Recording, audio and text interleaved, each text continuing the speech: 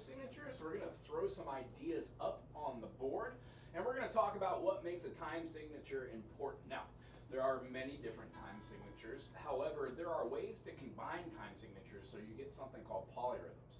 We're going to work on basic concepts for stringed instruments, but these time signatures also work for any other instrument.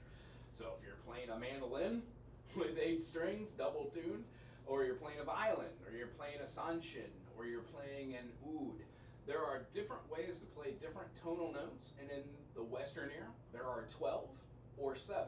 We call these 2 standard scales the diatonic, or we call it the chromatic. So, by doing this, what I'm going to do is show you a couple of these different notes, and then I'm going to show you a couple different rhythms onto which they work in. Here's the first example. This would be like a 2-2. It feels like a march, and rather than having a traditional 1, 2, 3, 4, it has 1, 2, 1, 2, 1, 2. Now, the notation that we use for this means that there are 2 beats per measure, and that the half note carries the beat, or gets the inflection or the duration of the note and or the rest. So in 2-2, we'd have it feel like almost like a march. Through the eyes of C. 1, 2. Now, the beauty about this is if you're into counting, you do 1, 2, 3, 4, 1, 2, 3, 4. It would be viewed as playing C major and G major back and forth, charismatically taking 2 beats. 1, 2, half note. But if you count 1, 2, it's easier sometimes to place the beat when doing particular melodies. So if you had 1, 2, 1, 2, 1, 2, 1, 2. That'd be considered 2-2. If you do 2-4, you would have 2 beats per measure, but then the quarter notes would be carrying the beat, which means you would still have those individual notes, but you would have quarter notes playing over the top. What this means was when you turn this into something like 4-4, you could then have an idea which is called duple. These meters allow us to hear that these eighth notes can be used. When you have tuple or tuple, you're using a pattern of 1, 2, 3 that can be counted either as an 8th note or a 16th note, going 1 and 2, or you can do 1 E and, as 16th notes are counted 1 E and, a 2 E and, a 3 E and, a 4 E and. So, going over these, you can have stuff like, let's say, something fun, like in 7. How about in the key of C? What do we have? How about Sting? 7 days. 1, 2, 3, 4, 5, 6, 7. 1, 2, 3, 4, 5, 6, 7. 1, 2, 3, 4, 5, 6, 7. 1, 2, 3, 4, 5, 6, 7. 1, 2, 3, 4, 5, 6, 7. And hear the beat shift when we're doing it on 16th notes.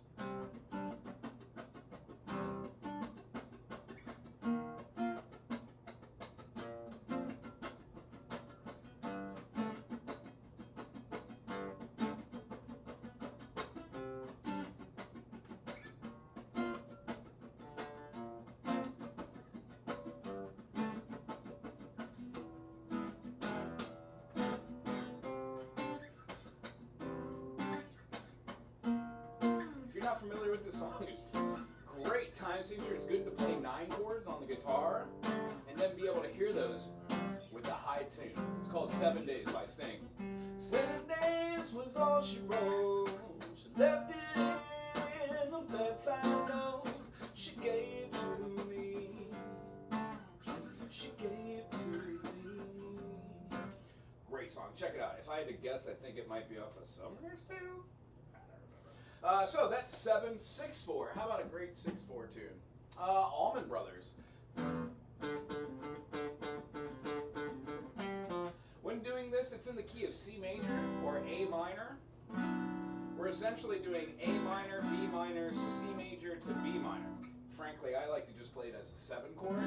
A minor here, and then we're going to scoot it up, and then up again.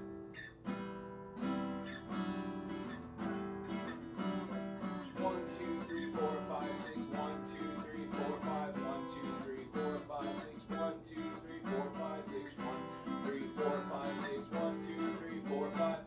So that one's really interesting. It combines 2 meters. That's what we would be considering playing a, not so much a polyrhythm, because polyrhythms are like playing one rhythm and then having another rhythm underneath it.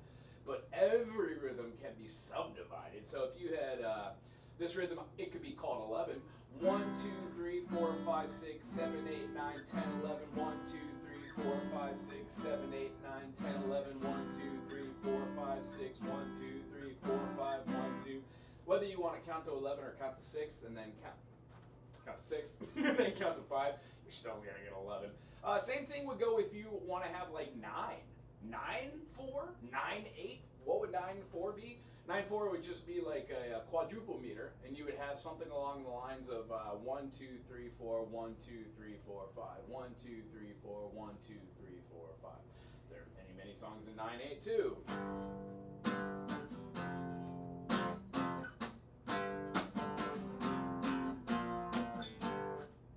When going through this process, it's good to know what your notes are over the top of them. And how do you use those when you're like playing a groove? So like the Allman Brothers, where it goes into 6/4. I've been run down, I've been lied to, don't know why, let that little woman make you your fool. All my money, yeah, wrecked my brand new car. Now she was one of my good time buddies, man. I'm gonna cross town bar. Beautiful enough, they go into 4 here. Sometimes I 1, 2, 3, 4, 5, 6. Oh no, it's 4. It's still 6. 2, 3, 4, 5, 6. 2, 2, 3, 4, 5, 6. 1, 2, 3, 4, 5, 6. 2, 2, 3, 4, 5, 6. 1, 2, 3, 4, 5, 6. 1, 2, 3, 1, 2, 3, 1, 2, 3, 4, 5, 6. 1, 2, 3, 4, 5, 6. 1. So these are just ways that I use rhythm to subdivide. So let's stop watching me play and let's go draw some notes on the board so you can get more familiar with the family tree of notes, and you'll get more familiar with seeing these time signatures. I got that song on the brain because I was playing that last night with a group I was jamming with. Good friends. Let's see. There we go. So, if I could get this nonsense out of the way. Why is there a mouse on there? Anyway. Today, what we're going to be doing is the time signatures. So if you've got your music notebook and or you're following along, when I'm done with this, maybe you could time stamp it. That would be super amazing, awesome, wouldn't it? So, time signatures.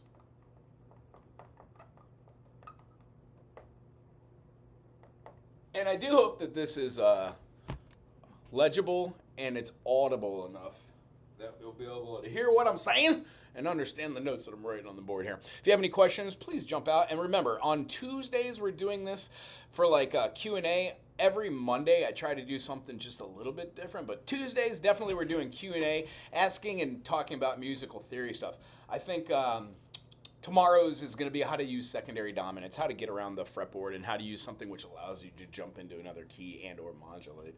But for today, just like every Monday, we just pick a different topic, talk about it. Sometimes we write melodies, sometimes we talk about harmonies. Today, we're talking about time signatures and how to feel out rhythms and what's the best way to get body language with your instrument so you can start performing rhythms and not have broken rhythms or funky strumming patterns. Funky! So, here we go. We're going to go all the way back to this screen, if I can figure out how to use this. Here it is. Let me get rid of this too as well. So, one of the cool things we can do is we can write them out, 2, 4.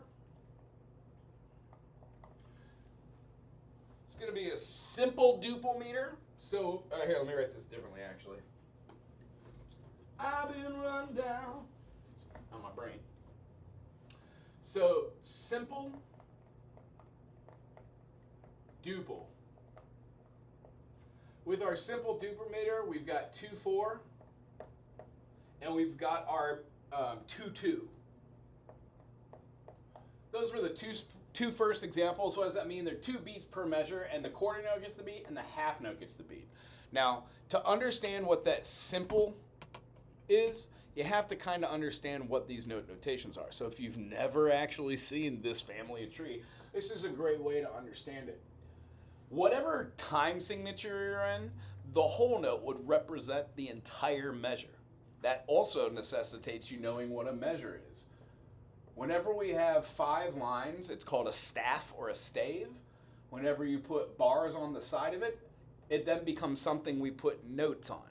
The notes that we use are what we're explaining right now, and when the notes go on a line, they have a particular name. Whole notes don't have a stem, but when you have half notes, you add a stem. There are 2 half notes in each whole note. Now, the durations of these might change depending on what time signature you're in, but let's keep the idea that we're talking about music through the eyes of common time. Common time is the most standard time signature, and it's called far. So when you see 4/4, you are talking about something that is just in quadruple. Now, the easiest way to explain it is that is something, here, let's leave a little space. It's called simple quadruple. And here, let's see if I can spell quadruple. Oh, that came out kind of nice. No, I did that wrong. L-E. Nice. Is that right? Yeah, there we go. Can't spell. Not a grammar. So, when moving through the concept of having our staff, if you have a clef, it tells you what the notes are, but look, we're not really worried about signatures or clefs. More importantly, we're worrying about note notation. Now, in 4/4, as we said, the whole note would get the beat. The whole note also has a lack of beats or lack of note. It's called the rest. So this is our grouping of rests. And that's what it looks like for the whole note. Now, when you flip that upside down, like a little top hat, if you will, fill in your beam. When we write on the stave, these will be found on our staff in that measure, and it represents a lack of beats. If this has 4 beats and we divide this into 2 equal beats, these half notes are worth 2 equal sums, 1, 2, 3, 4. When saying music out loud, I generally go whole to represent the 4 beats that are in a whole note. The beat which you actually play, the 2, the 3, and the 4, which are used just as subdivisions inside. So you sing the note, and it's worth 4 beats. When you subdivide that, you would put a breath mark or a pause in betwixt the 2 notes. The total sum still stays up at 4 beats, but you're now talking about 2 beats per. When we subdivide again, you can see where we're going. The note head is just like our half note, but these are called quarters. And anybody who knows a little bit about a little bit knows that there are 4 quarter notes inside of a whole note, and there are 2 quarter notes inside the half. Hence, all 4 of these fit inside of here as 1, 2, 3, 4. 2 of them fit inside of here, and we name them as such, 1, 2, 3, and 4. Now, quarter notes generally are the most standard way to count anything out. If you're playing anything like the piano or even singing, it's great to tap your foot with a 1, 2, 3, 4.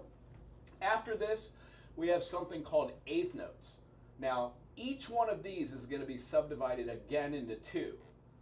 Each one of these has the note head filled in, and when the note head's filled in, the stem goes on to the right-hand side. Hence, every single note is going to look exactly the same. There will never be a note that has a stem on the left-hand side going up. It will always be on the other side. Meaning, when we have a note that's on a line, the B line or the D line of either the treble clef or the bass clef can go either way. You can put this note down that way. But please bear in mind, you're just rotating that note in a circle. So this stem comes all the way around, full circle. The only time you'll see a note and or a chord that is touching is if you have a minor second. These are the only 2 notes that would actually ever be played together. When you see them on the stave, it looks and sounds like this. That actual note would be a B and a C, so it would be this. Yummy. Or actually, in tone, it would be that. No, actually, it would be this. Actually, I have no clue. No. Here we go. So after this, what we're going to do is we're going to be playing the 16th notes, and if you are digging on math, doesn't matter what grade you're in, even my 8-year-olds can figure out this. 8 plus 8 is 16. 16 plus 16 is 32. 32nd. When we go and we keep 64th, I'm only going to go up to 64th note. You could go to 128th note. You could keep going to 256th. The idea is you and I probably on our given instrument wouldn't be going like unless you do like Flight of the Bumbo.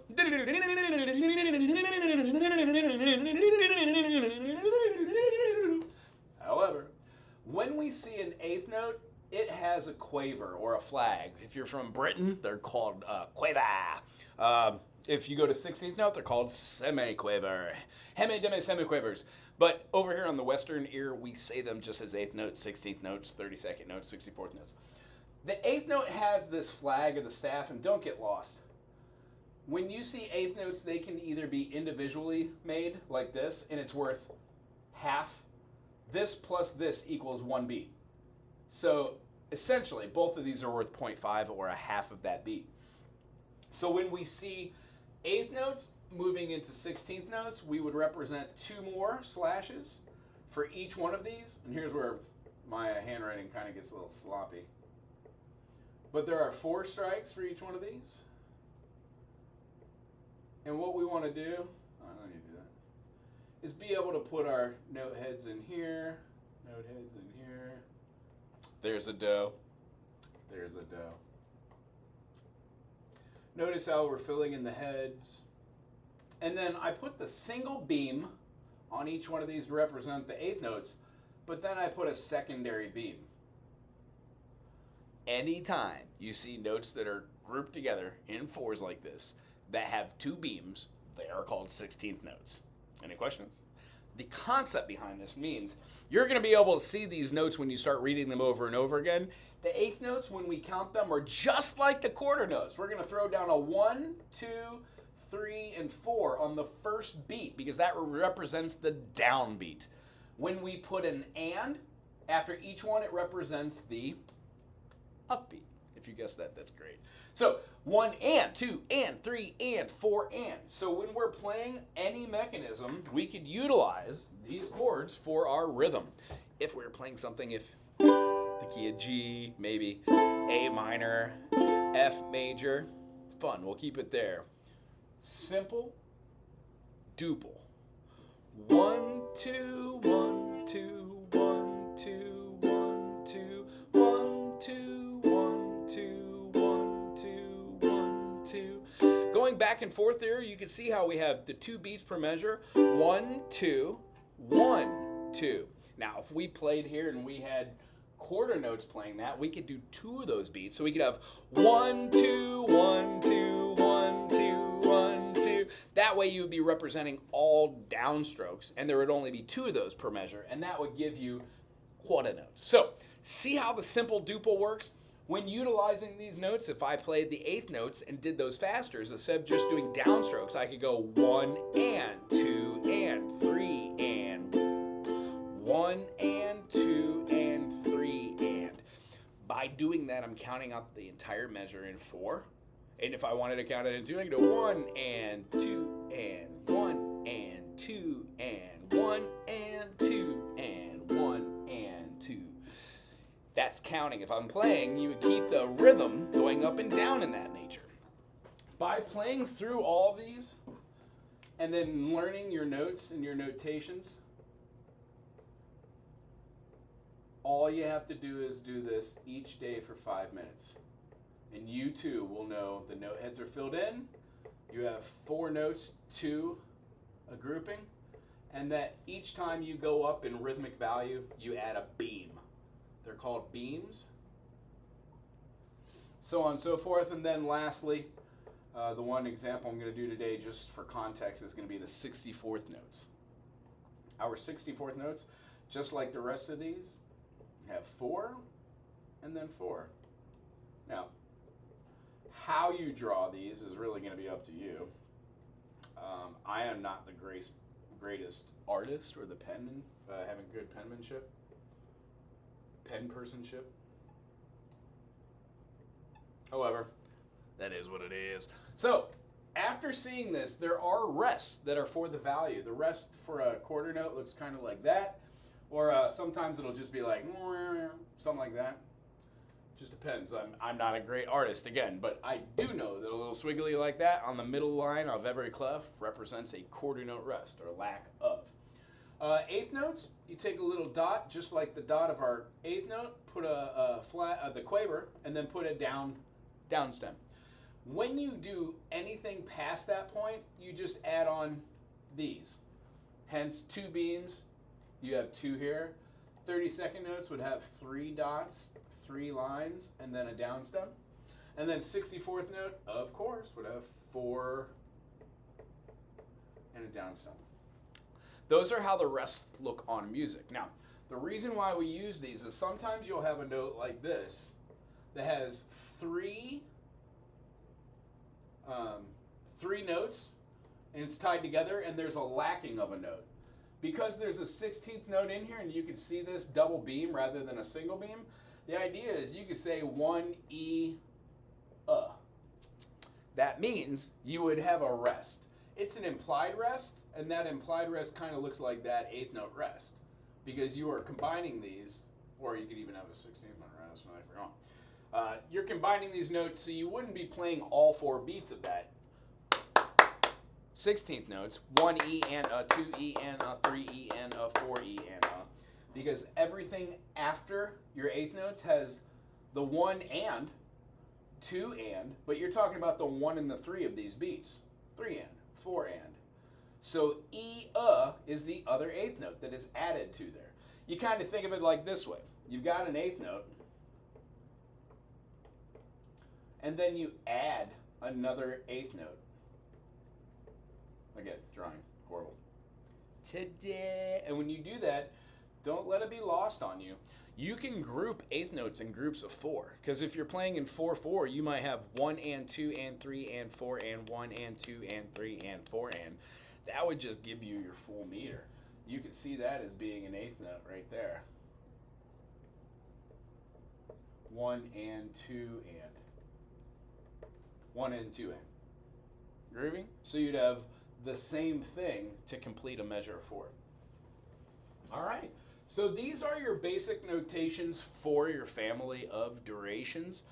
When you have any note and there is a dot after it, you add half of the value of that said note. So if we had a half note and that half note was worth 2 beats, when we put a dot here, the concept is, what's half of 2? 1. What's 2 plus 1? 3. A dotted half note is worth 3 beats. If you had a dotted quarter note, that would be worth 1.5 beats, because you would be adding an 8th note to it. What is half of a quarter note? Half of 1 is 0.5. Therefore, the 8th note is the value you would be adding. Believe it or not, you can even add dots to whole notes. Now, it doesn't quite make sense to see a dot after a whole note in a measure of 4, because that would make an improper or an incomplete measure. It means there are too many beats for the measure, so it would be written incorrectly.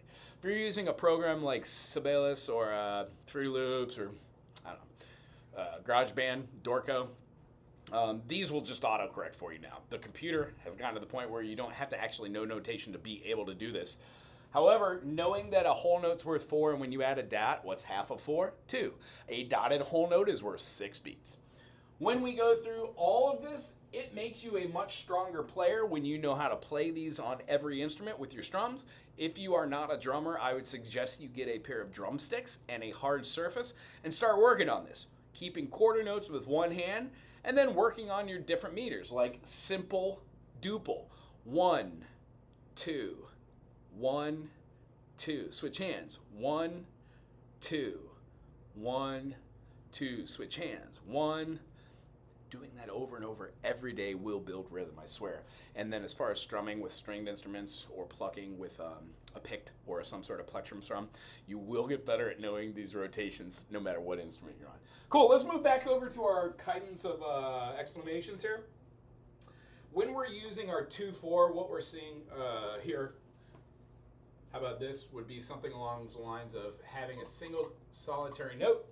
And then when you have your single solitary note, you're able to move that like having 8th notes being tied together after that.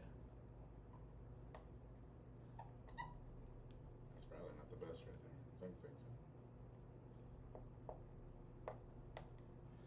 2-4, 2-2.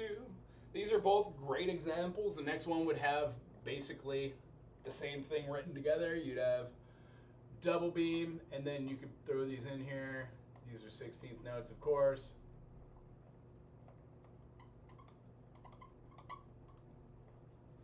And notice what I'm doing here is I'm showing you can do 2-4, 2-2 as 1, 2, or 1, 2, or 1, 2. Those are all just variations of how to add more meter to 2-2 or 2-4. When we're going to simple quadruple, the same kind of thing happens, except for in simple quadruple, what we can do is we could use that idea to have duple meter, and then there are 4 main beats per bar. The first level of subdivision on this means that we're going to be having 2 beams across, and the second level of beams means that we're just going to be showing 4 more beats per measure. So each one of these quantifiably will just start moving faster. Once you start seeing these notes in rhythm, you will understand that when you're playing something like a whole note and a half note, like going 1, 2, 3, 4, 1, 2, 3, and then the other one on 2. 1, 2, 3, 4, 1, 2, 3. You could actually speed that up and be like 1, 2, 3, 4, 1, 2, 3, 4. It's the same beat that you're doing, but sped up and given a different name. So if you're doing 16th notes and 8th notes, it's going to feel the exact same thing as doing something as close to that. Like half notes and quarter notes. It's just faster rhythmic value. In between here, we have a simple triple. And the triple is triple or duple, doesn't matter what you call it. The same thing here is something along the lines of like 3-8. So when we do 3-8 or 3-4 or even, dare I say, 3-2, we're doing expressions that allow us to move these notes. 3-8 would use 8th notes, 3-4 would use quarter notes, 3-2 would use half notes. But each one of these would be able to give you the value of feeling 1, 2, 3, 1, 2, 3, 1, 2, 3, 1, 2, 3. Or 1, 2, 3, 1, 2, 3, 1, 2, 3, 1, 2, 3. That just feels faster because of those 8th notes, right? And then as far as 3-2, we could add on anything, but it stays simpler as far as the 16th notes are concerned. Not a necessity to put those in there as well. All right, so for our simple quadruple is going to have our 4-8, our 4-4, and then we could have one more meter, we could have 4-2. Now, don't get scared by these. The only time that you're going to have a weirdness is if you put something on the bottom level of this fraction, which is not the denominator. If you switch up your numerator, the top number for the bottom number, the idea is there is no 6th note. So if you put like 4-6, yeah, you can have 4 beats per measure, but there is no 6th note. What you would be talking about is like a combination of 2 tuplets, 1, 2, 3, 1, 2, 3. Now that's fine, but that's not where that note goes. The intended note for that would go on the top because that's the duration of the beats. The number on bottom signifies what type of note, and that would only be a 4 for quadruple. That would be a 4, 8, or 2 for triple, and then 4 or 2 for duple. And the reason being is you could have like 32-16, which means there is a measure that gets 32 beats, and the 16th notes get the beat. But there is no measure for 32-18. So if you accidentally put an 18, there is no 18th note. They're just 16th notes. Some musicians might be able to wrap their brain around it and name it something new, but there will be hypotheticals. After we do our simple quadruple, which don't let it get lost on you, these simple quadruples can be the same. They just have 4 notes. So 1, 2, 3, 4. Next beam would have that as being the same thing, but then beamed as ace. And then the next thing would have them as being 16ths. Now all of these you can put together. Getting kind of lazy with my notation structure. I just want to get through the notes so we can get to some playing. See how each one of these would just efficiently add the beat. 1, 2, 3, 4, 5, 6, 1, 2, 3, 1, 2, 3, 4, 1, 2, 3, 4, 1, 2, 3, 4, 1, 2, 3, 4, 1, 2, 3, 4, 1, 2, 3, 4, 1, 2, 3, 4, 1, 2, 3, 4, over and over and over. After simple quadruple, we have compound. Now, compound meters, there's nothing to be scared about compound meters. Compound duple, well, gee golly. It's just going to take our 2-4, 2-2, and it's going to add another level to it so we can feel tuplets or triplets over the top of a 4-4 beat or a 2-2 beat. 2-4 beat as well. So when we do the compound duple, our compound duple is composed of something like 6-8. So 1, 2, 3, 1, 2, 3, 1, 2, 3. But the feeling behind this is you would still be able to keep 4. 1, 2, 3, 4. So 6/4 would be 1, 2, 3, 1, 2, 3, 1, 2, 3, 1, 2, 3, 1, 2, 3, 1, 2, or 1, 2, 3, 4, 5, 6, 1, 2, 3, 4, 5, 6, 1, 2, 3, 4, 5, 6. What I just did would show you how to do 6/8 because I was counting out 1 and 2 and 3 and 4 and 1 and 2 and 3 and 4 and. These are eighth notes. And then when we put over the top of that, 1, 2, 3, 4. See how that turns into 6/8. Our other meter from there would be 6/4 and then 9/8. Now 9/8 is one of the examples I gave over there while doing one of the guitar things. 6/4 was the Allman Brothers tune, which could also be seen through 6/8 if you double up what you're doing on the ride. Moving through here, we would see that all these notes are basically the same. You would have all these notes moving through a pattern, and the pattern then adds another beat to each one of these. So if that didn't make sense, let me just draw out what it could look like for you, and once you see it, you might realize what the dot does over here. When drawing this, how many beats does our quarter note have? It has 1 beat. Well, if I had these 3 beats and I put them side to side, I would have 1, 2, 3.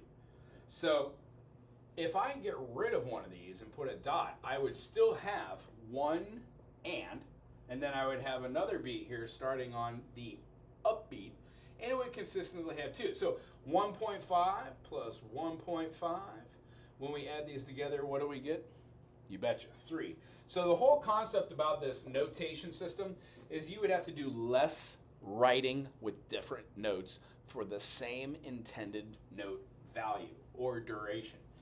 And I don't think I said this out loud, but don't let it be lost on you. You could also have an eighth note rest with a dot after it, and that also would increase the value by half.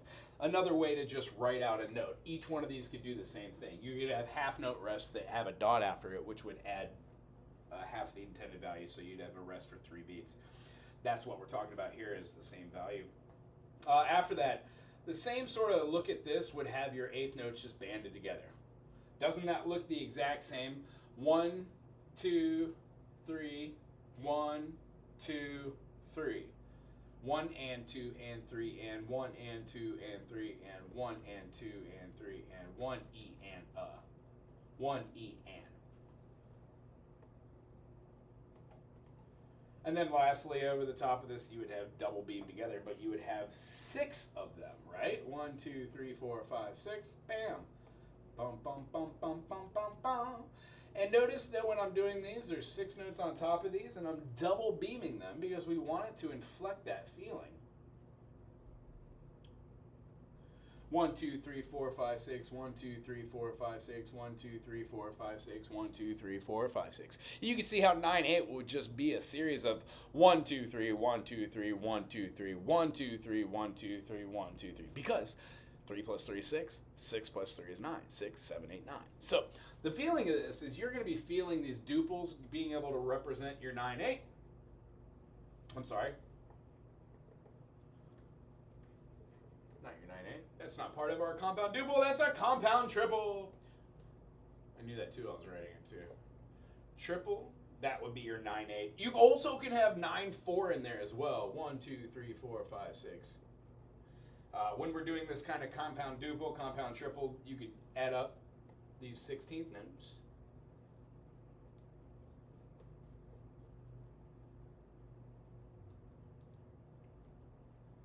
Does anybody have any questions if you're watching out there on how to actually go through these notations and play them when you're doing your rhythms? Let me go check the comment section, see if anybody's on here. Hi Rachel Howard, how are you doing? Good to see you. Okay. So 9/4, the next one we would go to would have 9/8, of course. That's what we are just talking about. 9/8, 9/4, and then the last thing we would have would be called a compound quadruple.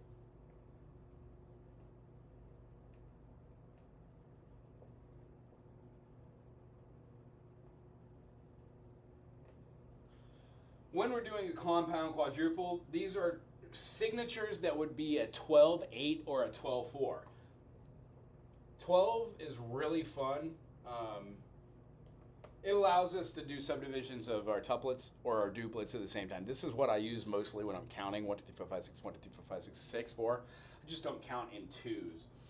Probably you'll come across different time signatures that are in different times.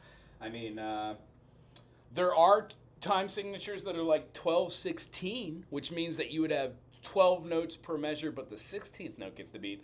There's a couple fugues, a couple Bach pieces that I could probably recommend in the comment section that would do these sort of things that you can take a gander.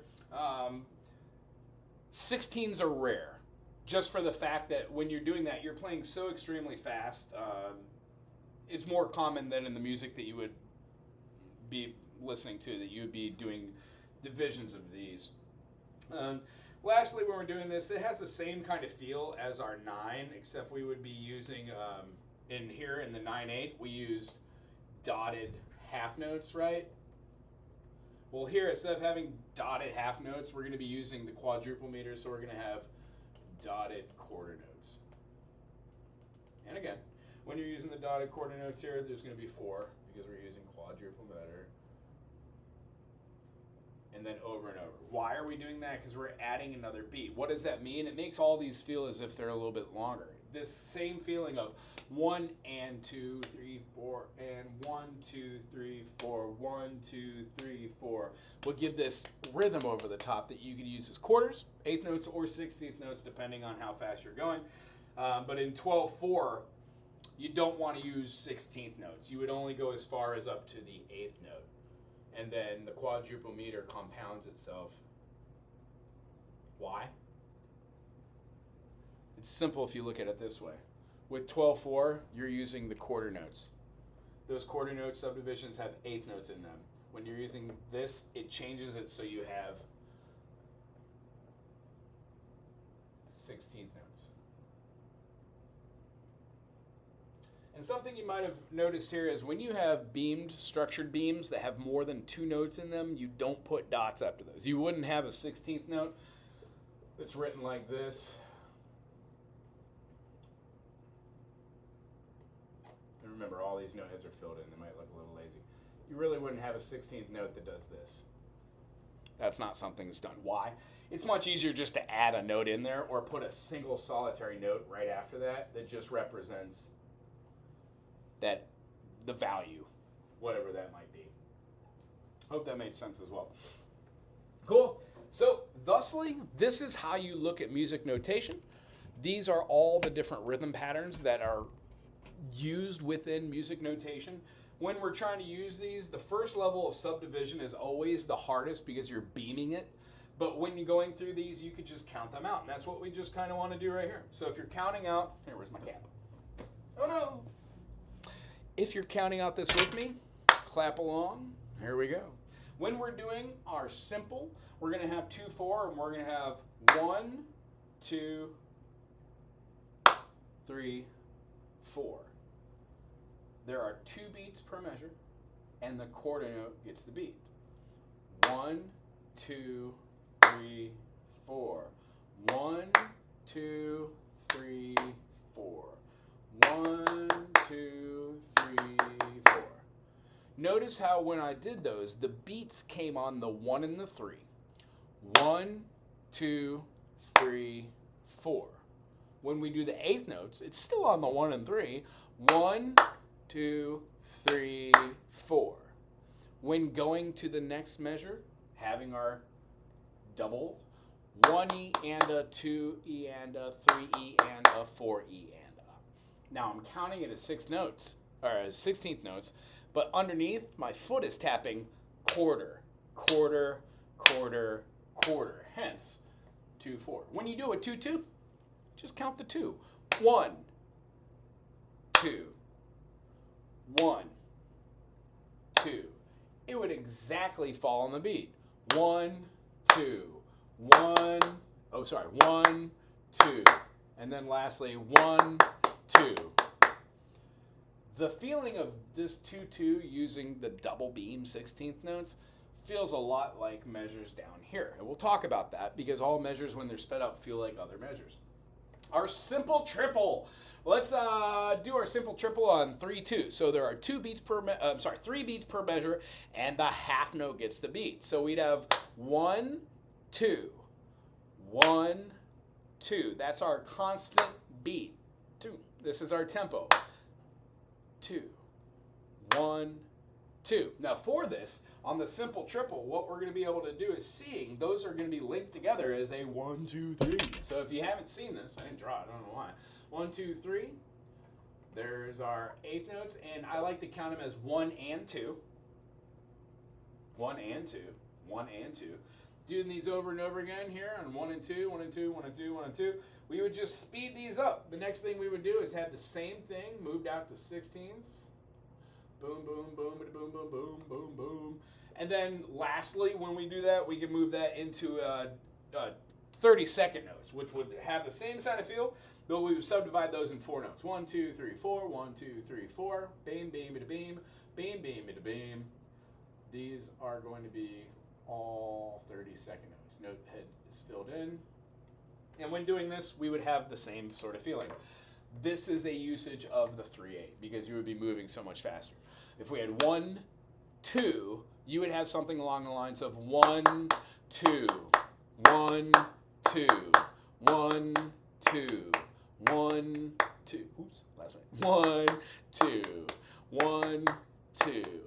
I'm saying the half notes and I'm clapping 1, E, and, or 1 and 2, depending on how you want to count those out. Usually when they're single beam, you count them as eighth notes. You could think about that either way because you are going to be seeing a lot of double beam notes in the future. Moving on to simple quadruple. If we had just 4 notes, we'd have 1, 2, 3, 4. And as we said, most music is in 4/4. You can generally just keep a constant quarter note tempo or a beat, and it will be reflexive of what your tempo is. So if you're practicing, again, Flight of the Bumblebee, you gotta keep it.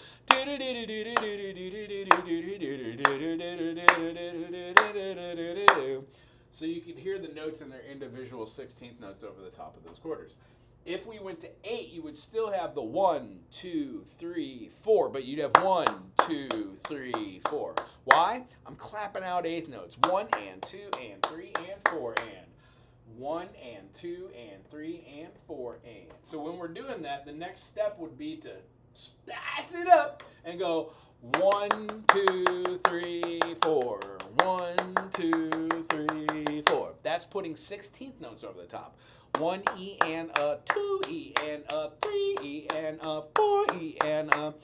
That allows us to feel weird subdivisions. So if you're playing drums, which is also generally just a whole lot of fun. I teach a little bit of drums, just patterns and rudiments, basically. If we were going to do something like that and have a 2/4 or a 2/2, 1 2 1 2 1 2 1 2 4/4, 1 2 3 4 1 2 3 4 1 2 3 4 1 2 3 4. When we do 3/4, 1 2 3 1 2 3 1 2 3 1 2 3 1 2 3 1 2 3 1 2 3 1 2 3. Slow down, you could do that one as double 3/4 becomes 6/8. So that would be our compound duple. You see how we're just changing these and adding different ways to explain the same note? Simple quadruple. 1 2 3 4 1 2 3 4 1 2 3 4 1 2 3 4. If you did something like 4/2 1 2 1, it's the same thing, but you put the emphasis on the half notes because each beat has 4 beats, but it gets 2 beats. The half note gets the beat. Awesome. Compound duple is fun. That's the one that I like playing in. Let's see, 6/8. So that Allman Brothers song would be 1 2 3 4 5 6 1 2 3 4 5 6 1 2 3 4 5 6 2 3 4 5 6. What we're doing is we're playing the 1 2 3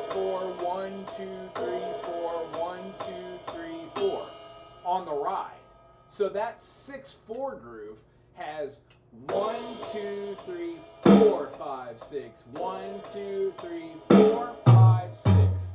That last beat altogether is a polyrhythm inside of that duple. Tuple it.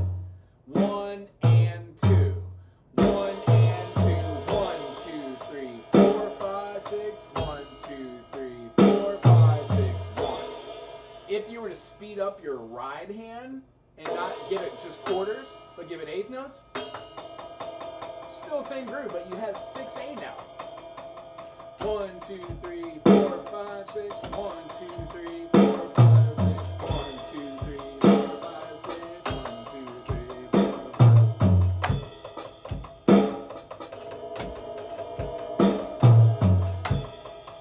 5. Anyway, 6/8 is fun. Compound triple. When we're doing something like our compound triple, our subdivisions would allow us to get something like our 7, but these are polyrhythms. So we'd have 1, 2, 3, 4, 1, 2, 3. That's a kind of simple triple and a simple duple put together, or you can see it as a simple quadruple with a simple triple. But our compound triple, like 9, would have something along the lines of 1, 2, 3, 4. Now this is our quarter note being expressed, but there needs to be 9 beats per measure. So we'd have something like 1, 2, 3, 4, 5, 1, 2, 3, 4, 1, 2, 3, 4, 5, 1, 2, 3, 4, 1, 2, 3, 4, 5, 1, 2, 3, 4, 1, 2, 3, 4, 5, 1, 2, 3, 4, 5, 6, 7, 8, 9, 1, 2, 3, 4, 5, 6, 8, 9, 1, 2, 3, 4, 5, 6, 8, 9, 1, 2, 3, 4, 5, 6, 1, 2, 3, 4. When doing compound triple in 9/8, you would just speed up that alternate hand. 1 and 2 and 3 and 1 and 2 and 1, 2, 3, 4, 1, 2, 3, 4, 1, 2, 1, 2, 3, 4, 1, 2, 1, 2, 3, 4, 1, 2, 1, 2, 3, 1, 2, 3. Notice how the eighth notes, now you see the half notes as being a dotted. 1, 2, 3, 1, 2, 3, 1, 2, 3, 1, 2, 3, 1, 2, 3, 1, 2, 3, 1, 2, 3, 1, 2, 3. You can count to 9. 1, 2, 3, 4, 5, 6, 7, 8, 9. 1, 2, 3, 4, 5, 6, 7, 8, 9. 1, 2, 3, 4, 5, 6, 1, 2, 3, 4, 8, 9. And then lastly, compound quadruple.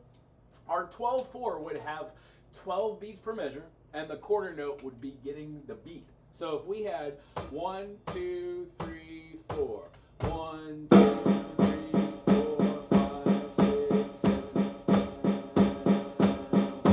9. This utilizes our quarter note over the top. 2, 3, 4, 2, 2, 3, 4, 3, 2, 3, 4, 1. Quadruples are great for fills. So if you've got something like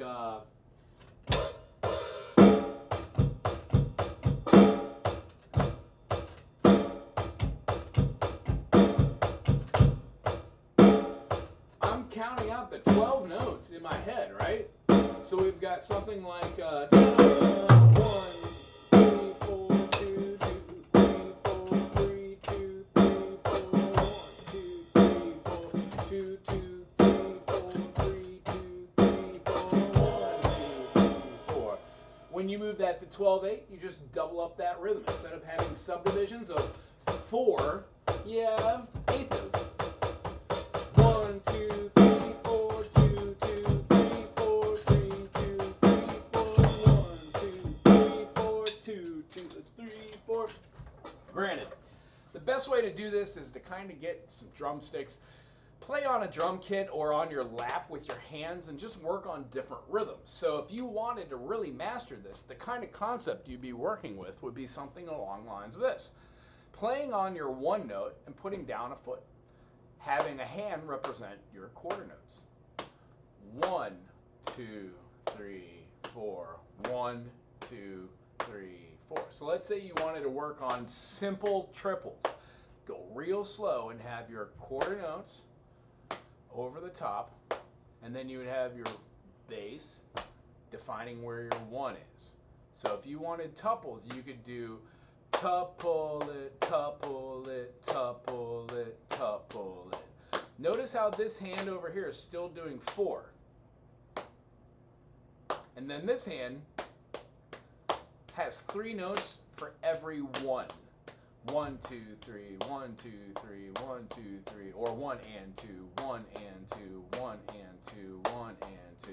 When you take that and you turn it over and you put it on the kit, you get 1, 2, 3.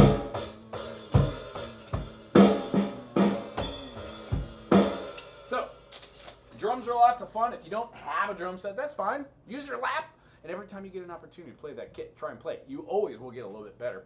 Focusing on this also has one more keen thing that I want to talk about before we end the session today, is take your time. Try and play songs that are in 4/4, have fun with them, enjoy them, and then see how you can use a metronome for subdivisions. A metronome comes in many different styles. This is old-fashioned. The idea is there are 2 fulcrums. I'm sorry, there's 1 fulcrum. The fulcrum's about right here, and as you can see, it goes back and forth as there's a little weight on the top of this and a weight on the bottom. The 2 different weights, when the weight is moved up and down the shaft, it changes the distance of where these 2 are in relationship to each other. Thusly, the gate or the swing is wider. The reason why it keeps moving is because there is a worm gear onto which you twist like a music box. Inside there is a wire that is wound, and when you tighten it, it winds it into itself, thusly taking all the wonderful food that you ate and the energy it takes to twist this knob with your body, and it puts that energy that you stored up calorically as joules into this thing, and then that energy is used by unwinding, moving this fulcrum back and forth. What you could, should, and always will want to do is playing this. Set your fulcrum, and some of them have different things. Like this one I could put in 5.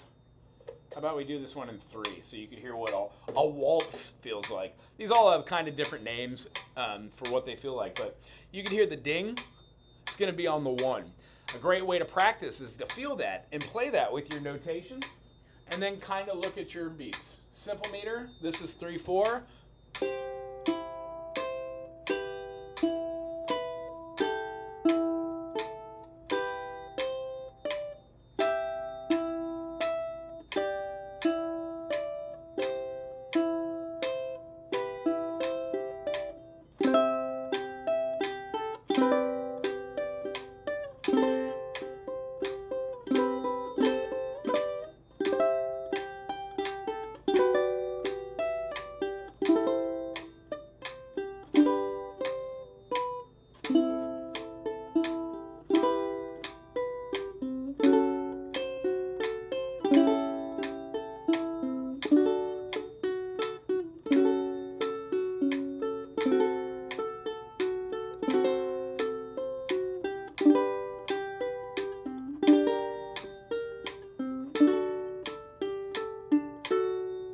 When practicing with a metronome, it allows you to hear that ding to keep you focused on where the 1 is. What happens when you play that with the ding on a different beat? Well, you start feeling out different notation styles and different way to hear notes. Ding. There it is. 3, 1, 1, 2, 3, 2, 2, 1.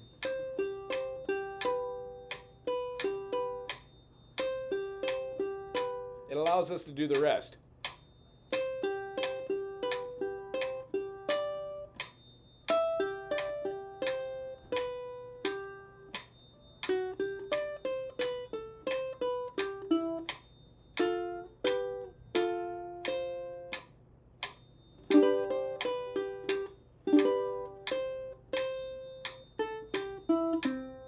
If you had fun today, learning a little bit about notations and values, learning what some technical terms are on how you actually name some of these, And then getting a little insight on how to practice the art of practicing. Sitting down for 5 minutes a day, right when you wake up or right when you go to bed, is the best way to learn how to play any musical instrument. It's fresh in the morning, and then the review you do could be from something you did the night before. If you practice terms, vocabulary, physically playing things, trying to hum notes and do tempos along with it while counting, you eventually will gain more of an idea on how these patterns work. And the best part about it is when you do, it all kind of comes together with the instrument that you're learning.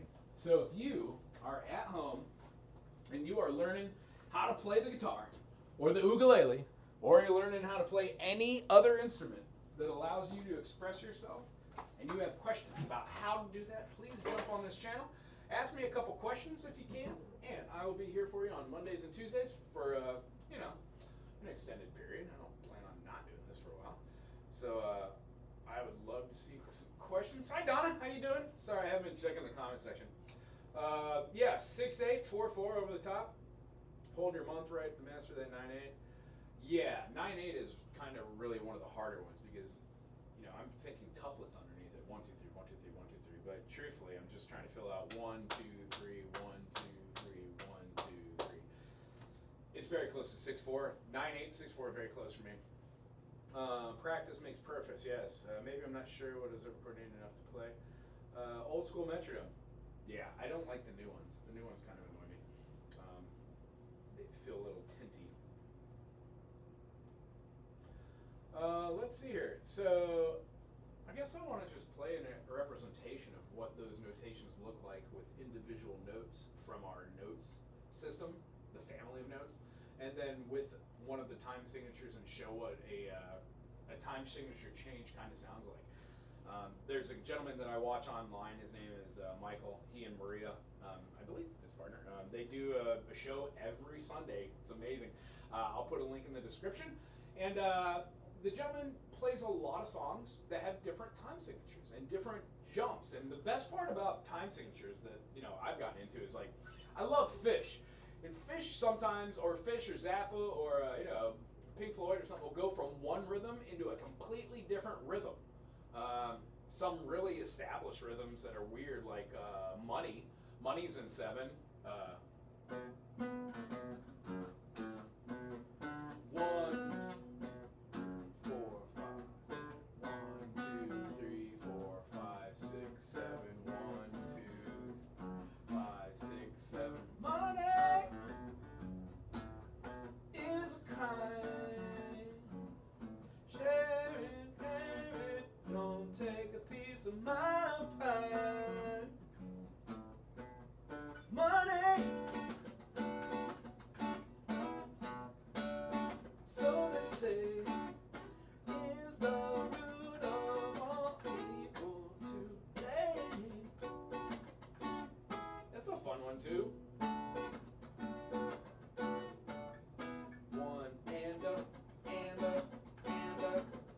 Using 16th notes, tuplets. 1 2 3 1 2 3 1 2 3 1 2 3 1 2 3 1 2 3 1 2 3 1 2 3 1 2 3 1 2 3 1 2 3 1 2 3 1 2 3 1 2 3 1 2 3 1 2 3. So over 7, I'm using a polyrhythm of tuplets. Those are compound triples. So 1E and a 2E and a 3E and a 4E and a 1E and a 2E and a. So the rhythm I'm doing has all the intended values of that 1 and 2 and 3 and 4 and, except we're resting on most of those beats and doing the last 2 beats. And by being able to do that, we are being able to see subdivisions. And you don't have to do these in the beginning, but if you start off slow, you will be able to accomplish any of these rhythms. Yeah, it's a tricky one. It's very funky to play, and once you get the concept, it's a groovy one. I would suggest to anybody who does play an instrument and hasn't tried to do a song that's in a different meter, pick a song and try to move through that. So if you're doing something like the Allman Brothers tune or Pink Floyd or just anything, you can make up your own song too. Remember to count out 4 first. 1 2 3 4 1 2 3 4 1 2 1 2 1 2 1 2. You will notice that many rhythms can be counted in multiple different styles. but you wouldn't do 1, 2, 3, 1, 2, 3, 1, 2, 1, 2, 3, 1, 2, 3, 1, 2, unless you're doing, which would mean the melody itself is doing 1, 2, 3, 1, 2, 3, 1, 2, 1, 2, 3, 1, 2, 3, 1, 1 E and a 2 E and a 3 E and a 4 E and a 1. So we have different notes that are stacked over the top of different progressions and different melodies that allow us to express all different types of flavors of notes, durations, with rest, without rest. It really is a practice to do these every day. And if you have any questions about them, check out this channel. Put a thumbs up if you dig what we did today, and if you have a question about what transpired, put it in the comment section. I'll get to it. Aloha, have a great day.